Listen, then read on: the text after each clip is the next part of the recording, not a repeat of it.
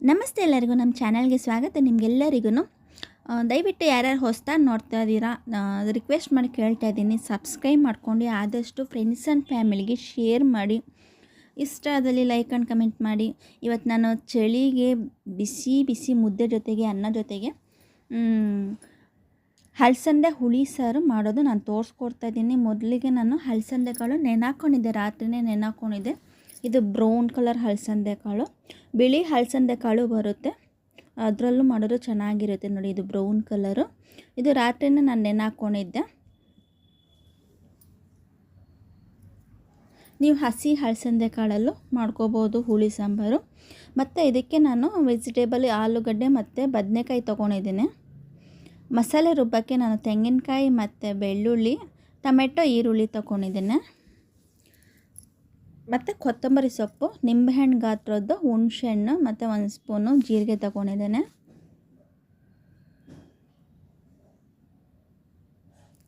ಇದನ್ನು ನಾನು ಮಿಕ್ಸಿಗೆ ಹಾಕ್ಕೊಂಡು ಪೇಸ್ಟ್ ಮಾಡ್ಕೊಬರ್ತೀನಿ ನೋಡಿ. Full fine paste ಮಾಡ್ಕೊಬಂದಿದ್ದೇನೆ.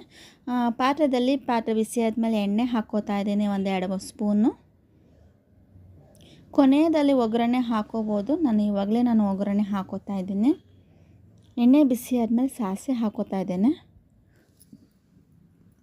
ಇದಕ್ಕೆ ಬಿಸಿ ಬಿಸಿ ಅನ್ನ ಮುದ್ದೆಗೆ ಸೂಪರಾಗಿರುತ್ತೆ. ಈ ಚಳಿಗೆ ಬಿಸಿ ಬಿಸಿ ಮಾಡ್ಕೊಂಡು ತಿಂದರೆ ತುಂಬ ಟೇಸ್ಟಾಗಿರುತ್ತೆ. ಮಡಕೆದಲ್ಲಿ ಮಾಡಬೇಕು ಮತ್ತು ಒಲೆದಲ್ಲಿ ಮಾಡಿದ್ರೆ ತುಂಬ ಟೇಸ್ಟಾಗಿರುತ್ತೆ. ಸಾಸಿವೆ ಸಿಡ್ದಿದ್ದಾದಮೇಲೆ ಕರಿಬೇವಿನ ಸೊಪ್ಪು ಹಾಕ್ತಾ ಇದ್ದೇನೆ.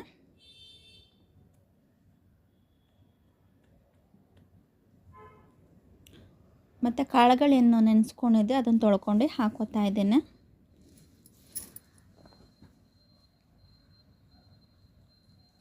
ಚೆನ್ನಾಗಿ ಎಣ್ಣೆದಲ್ಲಿ ಫ್ರೈ ಮಾಡ್ಕೊಳ್ಳೋಣ. ಇದು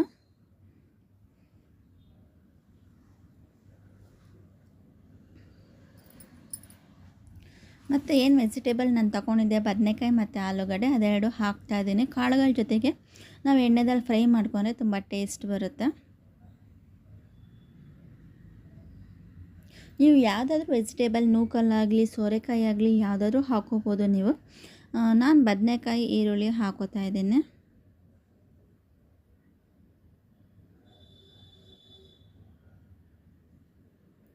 ಕೇವಲ 5-6 ನಿಮಿಷ ನೀವು ಫುಲ್ ರೆಡಿ ಮಾಡಿಟ್ಕೊಂಡ್ರೆ ಕೇವಲ 5-6 ನಿಮಿಷದಲ್ಲೇ ಸಾರು ರೆಡಿಯಾಗಿರುತ್ತೆ. ಬಿಸಿ ಬಿಸಿ ಮುದ್ದೆ ಜೊತೆಗೆ ತುಂಬ ಟೇಸ್ಟಾಗಿರುತ್ತೆ.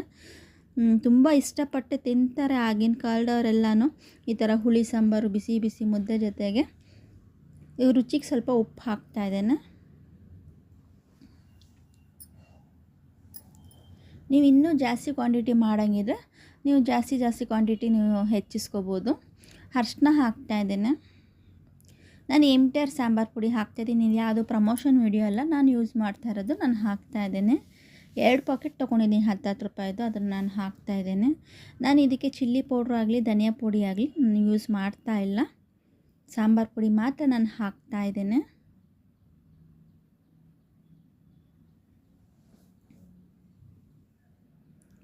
ಚೆನ್ನಾಗಿ ಫ್ರೈ ಮಾಡ್ಕೊಳ್ಳೋಣ ಎಣ್ಣೆದಲ್ಲಿ.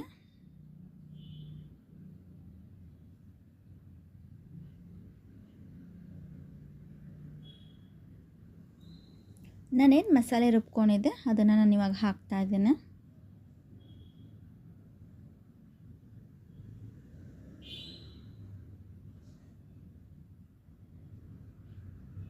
ಮಸಾಲೆ ಜೊತೆಗೆ ಸ್ವಲ್ಪ ಫ್ರೈ ಮಾಡ್ಕೊಳ್ಳೋಣ. ಇದು ಹಸಿ ವಾಸನೆ ಹೋಗೋವರೆಗೂ ಚೆನ್ನಾಗಿ ಫ್ರೈ ಮಾಡ್ಕೊಳ್ಳೋಣ ಮಸಾಲೆನ. ನೀವು ಮಸಾಲೆನ ನಾನು ಹಸಿದು ಹಾಕಿದ್ದೀನಿ. ನೀವು ಬೇಕಾದ್ರೆ ಎಣ್ಣೆದಲ್ಲಿ 1-2 ಸ್ಪೂನಲ್ಲಿ ಬಾಣಲಿಯಲ್ಲಿ ಹಾಕ್ಕೊಂಡು ನೀವೇನು ಮಸಾಲೆ ರುಬ್ಬಕ್ಕೆ ತಕ್ಕೊಂಡಿದ್ರೆ ಅದೆಲ್ಲ ಫ್ರೈ ಮಾಡ್ಕೊಂಡು ಆಮೇಲೆ ಮಸಾಲೆ ರುಬ್ಕೋಬೋದು. ನಾನು ಫ್ರೈ ಮಾಡ್ಕೊಂಡಿಲ್ಲ, ಹಂಗೆ ಡೈರೆಕ್ಟಾಗಿ ಪೇಸ್ಟ್ ಬಂದಿದ್ದೇನೆ ನೋಡಿ. ಎಣ್ಣೆ ಎಲ್ಲ ಸೈಡಲ್ಲಿ ಬಿಟ್ಕೋತಾ ಇದೆ. ಇದು ಚೆನ್ನಾಗಿ ಫ್ರೈ ಆಗಿದೆ ಅಂತ. ನಾವು ಸ್ವಲ್ಪ ನೀರು ಹಾಕ್ತಾಯಿದ್ದೀನಿ. ಮಸಾಲೆಗೆ ಏನು ಮಿಕ್ಸಿ ಜಾರಲ್ಲಿತ್ತು ಆ ನೀರಲ್ಲಿ ಹಾಕ್ತಾಯಿದ್ದೇನೆ. ನಿಮಗೆ ಗಟ್ಟಿ ಬೇಕಾ ತೆಳು ಬೇಕಾ, ನಿಮಗೆ ಇದು ತಣ್ಣಗಾದ್ಮೇಲೆ ತುಂಬ ಗಟ್ಟಿ ಆಗುತ್ತೆ. ಸ್ವಲ್ಪ ತೆಳುನೇ ಮಾಡ್ಕೊಳ್ಳಿ. ತಣ್ಣಗಾಯ್ತಾ ಇದು ಗಟ್ಟಿ ಆಗುತ್ತೆ. ಯಾಕಂದರೆ ನಾನು ತೆಂಗಿನಕಾಯಿ ಹಾಕಿದ್ದೀನಿ. ನೀವು ತೆಂಗಿನಕಾಯಿ ಬೇಡ ಹುಳಿ ಸಾಂಬಾರಿಗೆ ಅನ್ನೋರು ಸ್ಕಿಪ್ ಮಾಡ್ಬೋದು ತೆಂಗಿನಕಾಯಿನ. ನೋಡಿ ಚೆನ್ನಾಗಿ ಕುದೀತಾ ಇದೆ. ಇದು ಒಂದ್ಸಲಿ ಮಿಕ್ಸ್ ಮಾಡಿ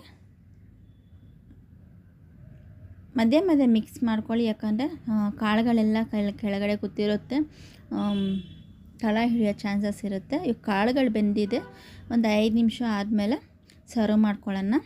ನೋಡಿ ಇವಾಗ ರೆಡಿಯಾಗಿದೆ. ಆದಷ್ಟು ಶೇರ್ ಮಾಡಿ, ತುಂಬ ಚೆನ್ನಾಗಿರುತ್ತೆ. ಬಿಸಿ ಬಿಸಿ ಅನ್ನ ಜೊತೆಗೆ ಮುದ್ದೆ ಜೊತೆಗೆ ತುಂಬ ಟೇಸ್ಟಾಗಿರುತ್ತೆ.